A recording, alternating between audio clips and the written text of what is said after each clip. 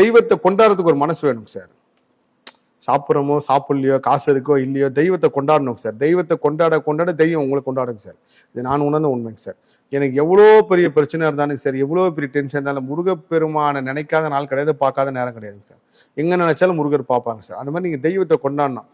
முருகருக்கு இதை செய்யலாமா அதை செய்யலாமான்ட்டு. ஏன்னா முருகப்பெருமானை ஒருத்தர் இந்த பொருள் வாங்குறாருன்னா சார் சாதாரணமா கிடையாது சார். அவருக்கு தெரியும் சார் யார்கிட்ட வாங்கணும் யார்கிட்ட வாங்கக்கூடாது. நீங்க முருகப்பெருமான்ட்ட என்ன கேட்கலாம் அது 10 மடங்கு கொடுப்பாரு.